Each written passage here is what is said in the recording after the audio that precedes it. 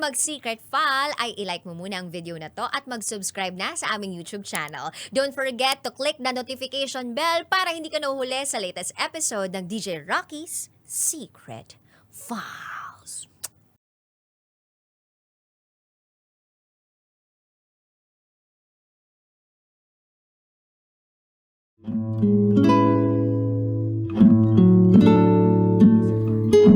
And now, it's time for DJ Rocky's Secret Files.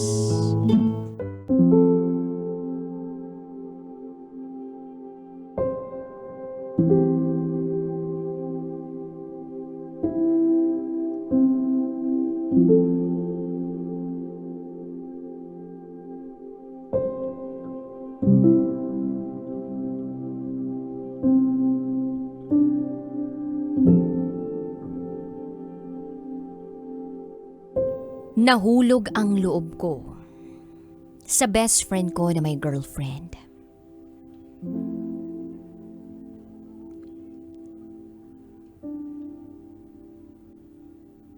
Hi DJ Rocky. Itago mo na lang ako sa pangalang Ria. And this is my secret file.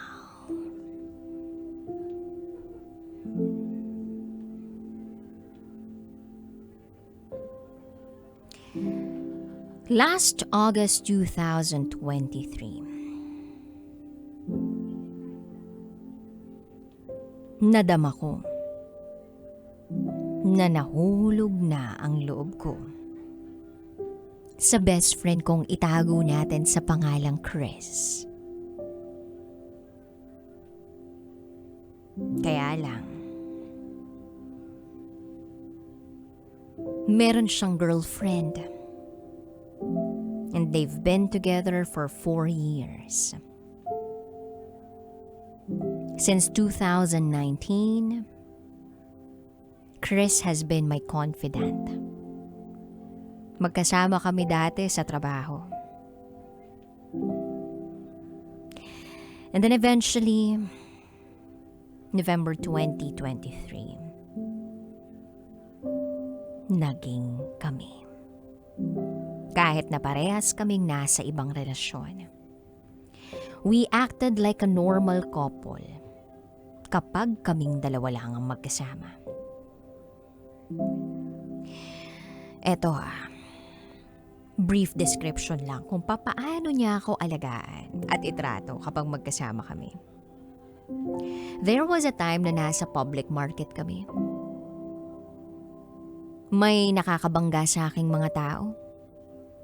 So ang ginawa niya, inihaharang niya ang katawan niya para siya ang makaharap at siya ang mabangga.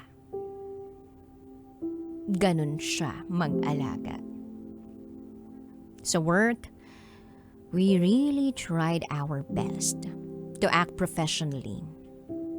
Kasi dumating sa puntong naging department head niya ako.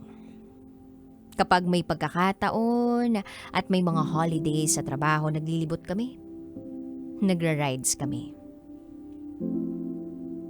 May kasamang katrabaho pero pinipilit naming mapanatili ang professionalism namin para hindi kami mahalata. Pero syempre, hindi mapigilan na mai-express namin ang nararamdaman namin sa isa't isa kaya paminsan may nakakahalata. Then nalaman ng live-in partner niya at naging cause ng away nila yon. December 30, magkasama kami pero nanggulo naman ang partner ko nung time na yon.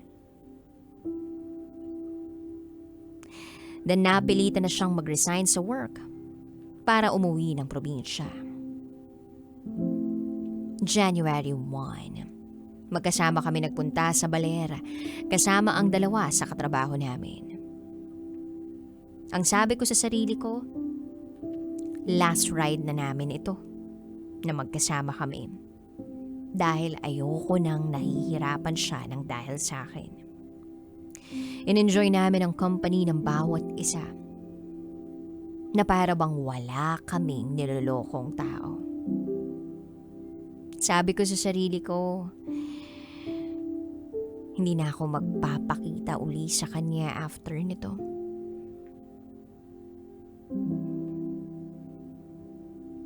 After namin manggaling sa baler, ay dire-diretso pa rin ang communication namin. Hanggang sa nakipaghiwalay siya sa akin ng January 7. Okay na rin sa akin yun kasi ayoko na eh. Hindi ko na kaya. At ayoko na sa akin manggaling ang pakikipaghiwalay. Hindi ko kaya o ayokong kayanin. Smooth naman ang lahat eh. Nang bigla siya ulit nagparamdam dahil nalaman niyang wala na kami ng partner ko. We picked up what we left. Pinuntahan ko siya. Magpapaalam na sana ako pero hindi ko kaya. Then days later, kinot ko na ang communication ko sa kanya. I officially entered a new relationship. Pero hindi tumagal. Nawala siya sa picture dahil nag-umpisa sa pangungulit niya na parang tropa lang kami at naging kami uli. Marami kaming frustrations na dinaraanan dahil may mga time na gusto sana naming magkita but my situation doesn't allow me to. Hindi ko masabing smooth kasi nga napupuno siya ng frustrations dahil sa akin. Kagabi, dapat pupuntahan ko siya. Kasi kailangan niya na mapaghihingahan ang sama ng loob dahil sa nangyari sa negosyo niya. While I was driving home, I suddenly realized na parang ako rin ang nagkakos ng trouble sa negosyo niya indirectly. Bakit? Kasi nasasaktan niya ang partner niya. Niloloko niya ang partner niya. Karma is opening his eyes. Pero ayaw niyang tingnan ng ganun. So, I decided to cut all the means of communication sa kanya kahit na sobrang sakit at sobrang hirap. I decided to do the right thing now. Ayoko nang may madamay pang iba.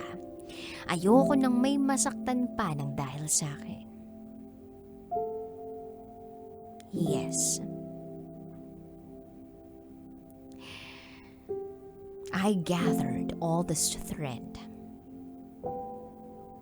para panindigan at patuloy na panindigan ang desisyon ko. Kaya lang, there are times na napapaisip ako, tama pa ba na ito ang desisyon ko? Tama ba na hindi ko na lang siya pinansin?